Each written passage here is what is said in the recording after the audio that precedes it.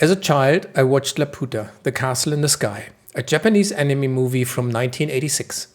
It was the first anime of the critically acclaimed Studio Ghibli, which in the past 30 years have shaped the anime industry like no other inside and outside of Japan. If you have not watched any of their movies, I can only recommend that you do so, as they will spark even an adult's imagination and provide you with entertaining time away from real-life elements. In the movie, an airship carrying a girl named Cheetah is attacked by air pirate Dola and her gang, who seek Cheetah's crystal's necklace. Attempting to escape, Cheetah falls from the airship but is saved by the magic of the now glowing crystal, which lowers her gently to the ground. A boy named Pazu, an orphan working as a mechanic in a 19th century mining town, catches Cheetah and takes her to his home to recover. The following day, Pazu shows Cheetah a picture of Laputa, a mythical castle on a flying island which Pazu has made his destiny to find.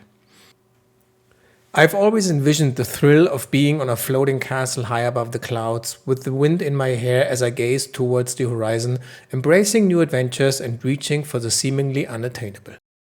Maybe this is why I enjoy flying on airplanes and watching the clouds in the sky forming various imaginative creatures for hours.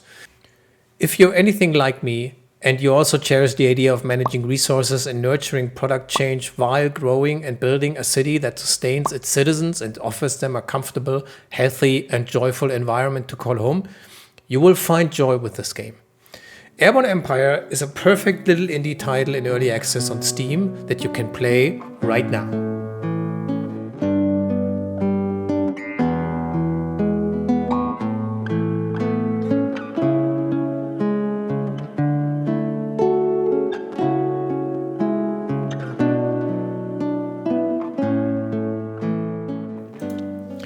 As with every review, I've not received any promotional material or code to cover the game. I always try to be independent with my reviews and impressions. I pay for my copies and record every gameplay session independently, not relying on any B-roll footage the developer or publisher has provided. If I use B-roll footage, it will always be disclosed.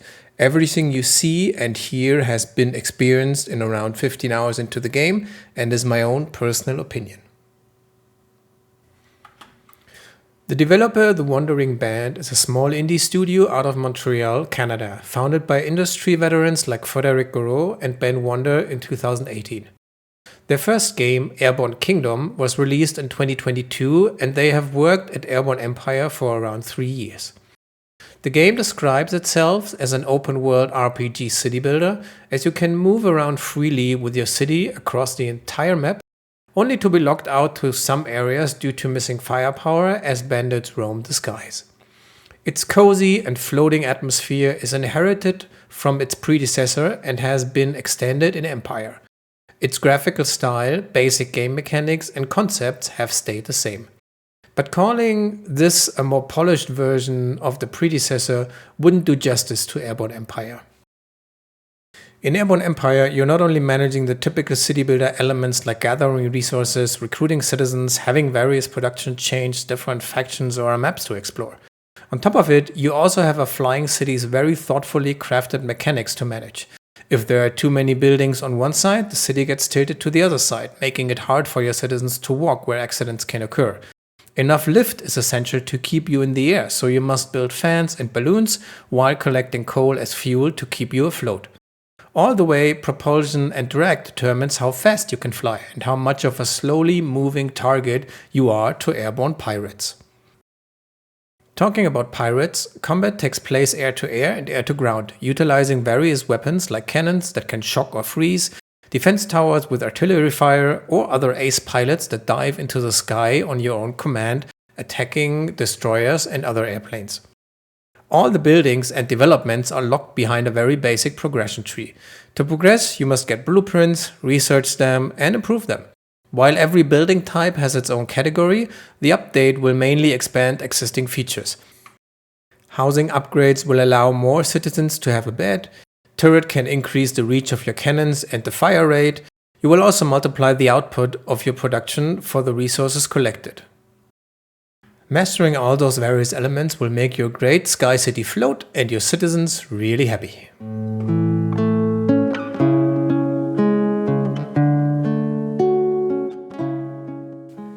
can clearly see that Airborne Empire is a successor of Airborne Kingdom. While the world around you is roughly detailed in a polygon style, your city is very detailed and thoughtfully crafted. Flags fly in the wind, propulsion units move realistically with the drag of your city, and your lift is affected by large rotors underneath your city and above buildings. You can recolor your personal style, and even entire themes have been and will be developed in the future. While there is a limit on how far you can zoom out from your city and move around with FreeCam, I never felt limited to only my city and its surroundings. Like in a good Souls game, the distance view is very well adjusted, so you are always curious about what that thing in the distance is, like a building or an island, which you can see. There are plenty of customization options with various color dyes and complete building themed options. The map below your city is clearly structured, and you can find plenty of resources like wood, coal, water, and food for your citizens. The various biomes have some nice little challenges attached to them. Water availability becomes scarce in the barren wastelands, so you have to plan accordingly or build water balloons in your city to collect moisture from the air. There are more areas with more details and challenges, but I want to help you discover those on your own and don't spoil everything in advance.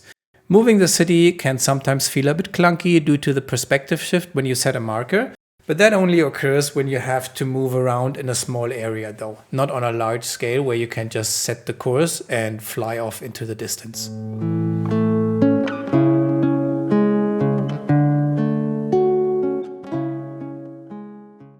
Building your city starts off really simple. You get a main building and a few adjacent houses to kick things off. In the beginning, managing your city's tilt is crucial as every building will greatly impact the weight distribution. In the later stages, the large amount of weight on every side will make it easier to place more than one or two buildings simultaneously on the same site. For example, if you want to have two storage buildings next to each other, you can just simply do it without tilting the city too much. To build your city, you need citizens that you can recruit from settlements or towns and resources gathered from the ground, which will be further processed in various production chains. Hangars and airplanes allow your citizens to fly down to the ground, grab wood, food, water, or coal to sustain your airborne empire. At the same time, ore, cloth, and quartz can be further processed into iron, fabric, or glass within your city's production buildings. Housing is necessary for your citizens, and as you will fly 24/7, you also need light in the form of street lanterns so your citizens won't get injured if they go from their house to their working place. There's also a morale system that helps you to keep the citizens happy. If the morale drops to a certain level, people will just jump ship. They just instantly leave the city, so you have to recruit new citizens in order to cover for them, which isn't ideal. The progression system is based on getting blueprints from main or side quests and buying them in the various cities around the map. Resources are needed for building as well as for research, for example if you want to increase the radius of your cannon or if you want to have more output rates on your production lines. A critical element is that all buildings must be staffed. This sounds obvious, right? But still, you need to consider the building staffing and having enough people left to build or fly down to gather resources. If a building gets damaged in a pirate attack, you need people to repair or extinguish a fire. You must balance the staffing accordingly because you can't just breed your own population, but rely on recruiting when flying over a settlement. The settlements replenish, but it takes a bit of time. You might reduce the number of inhabitants in a smelter from 3 to 1 to make a quick repair, or reman a cannon that was hit in the last attack and its cannoneer got wounded and landed in a hospital. All those intricacies and little details will transform Airborne Empire into more than just a simple city builder.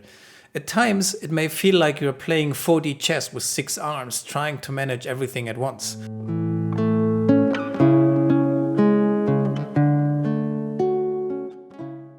The story is divided into various sections or biomes to visit. You start in the Aero biome, where you are one of the last cities ever seen in the sky. But this is also one of the most significant issues I have with the storytelling of the game. The question of, why are you in the sky? Why did you build this small flying town hall? What happened to all those other cities? All this never gets really answered in-game. You start with Advisor Quill telling you how it's hard to believe our small group might remake the flying cities of old, but nothing is shared. What small group? Who are we even? How did we end up doing this? And why do I have an advisor? And where did he came from?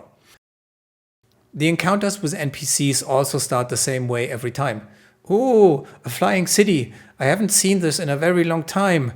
Only pirates fly nowadays. By the way, can you help us somehow with this specific task?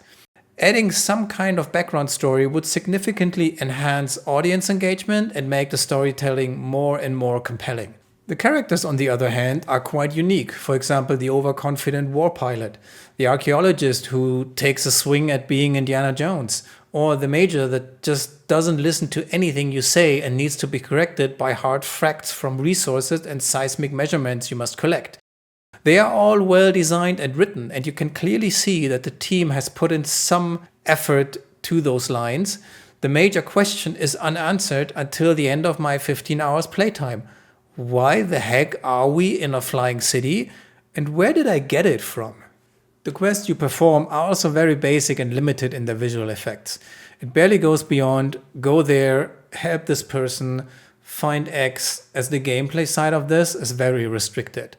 The developers have tried to make the quests interesting from a story standpoint, and I don't want to spoil too much of those things, but the gameplay is usually always the same. Fly the city to a map point, either find a building or pick the one marked, select quest through dialogue, wait for a bar to fill, done, and reward.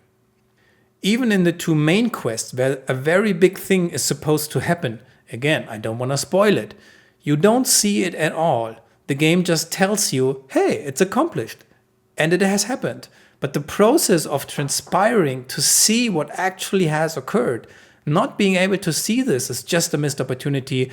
And although the map reflects that change of the quest, it's a big bummer to not have been part of the journey of the change. I was hugely disappointed, and you will know what I mean when you get there. This might be due to a lack of development resources, but I really hope they can change those things in the future. It's not necessarily relevant for every side quest, but those two things which you couldn't see that changed the map, those are key moments in the game, and not seeing those was just not the great experience. I also hope there will be more variety in terms of gameplay for missions. Maybe you have to shoot a specific area with a specific gun to clear it. Maybe there can be some moving ground targets to hit. Maybe there can be some battles with boats in the water. Just something different. Not only fly to A, click on a story element, and wait for the progress bar to clear. This gets boring and repetitive very quickly, and the story they try to implement can only carry this so far to make a good gaming experience.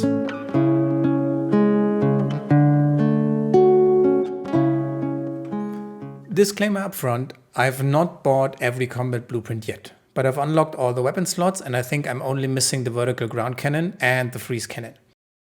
I'm really torn internally about the combat system. On the one hand, combat red gets repetitive very, very fast. Approach the pirate outpost, and they launch their fighters and shoot their cannons. Maybe some destroyers will come along and you will counter them. That's it. Nothing special. Just to give you some ideas, from the early stages you will have access to, let's call them flag towers that shoot airplanes ground to air out of the sky. Build enough of them and they will take care of every airplane in the sky with minor damage to your city.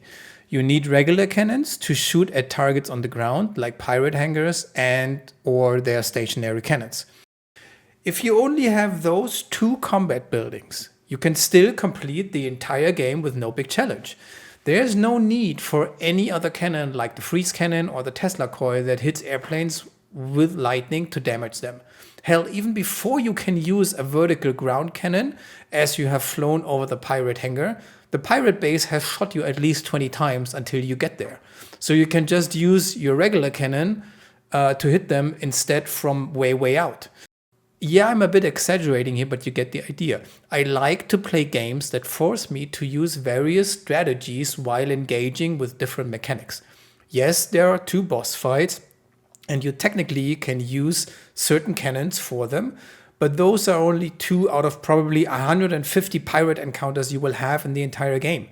Give me enemies that are immune to freeze as they have a heat shield that makes them vulnerable to shock. Get me fortified bunkers I must bomb, or let me strategically fly around to remove regular cannons and then hit the final load vertically on the main building. Give me something different than, here comes an airplane, here comes the destroyer, shoot this cannon on the ground, everybody's dead.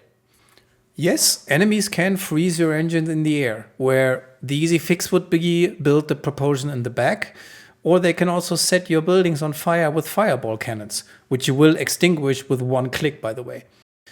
But it's a one-sided combat mechanic, right? As my own reaction is always the same. I shoot the freeze, I shoot the shock cannon, I shoot the fire cannon with one regular cannonball. Done. On the other hand, what I love about combat though is that you can build your city strategically so as you not get hit constantly. As you are free to place any path and any building along that path, besides the tilt you have to watch, you can build your combat buildings far from your regular city. I've done this in a miniature version, but basically that means that the pieces of the city within reach will get attacked first. So if you build your city with little holes between the first line of defense buildings, the cannonballs fired from destroyers or ground cannons will often miss as they shoot at your first row of buildings. While the cannonball flies, you move further forward to the target and your free space will automatically be the new landing point. I'm sure there are better ways to do that, as I've just shown, but also your defense towers will shoot early, and this way you minimize the damage taken to major buildings like storage or fans. Another great mechanic, although very often frustrating, is that you can shoot yourself quite quickly, as cannons shoot in an upward trajectory and not directly downwards. So you really have to strategically place the cannons you use and position your city pathing in a way that you use the correct cannon at the correct time. For example, your cannonball cannons should be on the outside of the city, while your Tesla coil can remain in the middle because it's just going straight up. However, if the right side of the cannon is shooting to the left side of the city, you will basically hit your own towers. This is where clicking on the map and the city moving toward it can become sometimes very frustrating, as it's not always clear where the city might turn depending on your click on the map. I always found it more helpful to just mark my attack path beforehand and roll with it and not change direction at all, no matter which encounter I face.